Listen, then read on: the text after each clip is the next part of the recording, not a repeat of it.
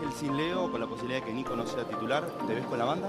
বন্ধুরা আসসালামু আলাইকুম। আর্জেন্টিনার নতুন অধিনায়ক ডিপল মেসির অবর্তমানে আর্জেন্টিনার ক্যাপ্টেন হবেন রদ্রিগো ডিপল। আর্জেন্টিনার দায়িত্ব নিতে কতটা প্রস্তুত, এমন প্রশ্নের উত্তরে একই বলল ডিপল। বিস্তারিত জানুন পুরো ভিডিওতে। সেপ্টেম্বরে বিশ্বকাপ বাছাই পর্বের ম্যাচে মাঠে নামবে আর্জেন্টিনা।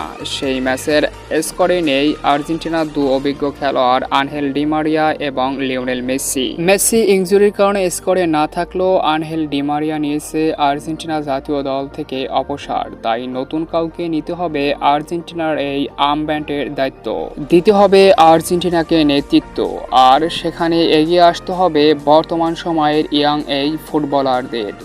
আর সেখানে সবথেকে বেশি এগিয়ে রয়েছে আর্জেন্টিনার মধ্যমাঠের অন্তঃপ্রহরী রদ্রিগো ডিপল। তাই আর্জেন্টিনার দায়িত্ব নিতে কতটা প্রস্তুত, এমন প্রশ্নের উত্তরে রদ্রিগো ডিপল বলেন, অধিনায়কের আর্মব্যান্ডটা শুধু লিওনেল মেসির জন্য, তার হাতে এটি বেশি সুন্দর।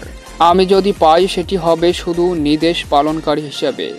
আমি যে অধিনায়কত্ব পাবো সেই জিনিসটা ভাবতেই আমার অনেক সম্মানের। এভাবেই আর্জেন্টিনার অধিনায়কত্ব সম্পর্কে বললেন রদ্রিগো ডিপল। তো সম্মানিত ভিউয়ার্স বন্ধুরা, আপনার মতে কে হতে পারে আর্জেন্টিনার ভবিষ্যৎ অধিনায়ক? Rodrigo De Paul, Emiliano Martinez, Lautaro Martinez নাকি অন্য কেউ? অবশ্যই কমেন্ট করে আপনার মতামত জানিয়ে দিন কমেন্ট বক্সে।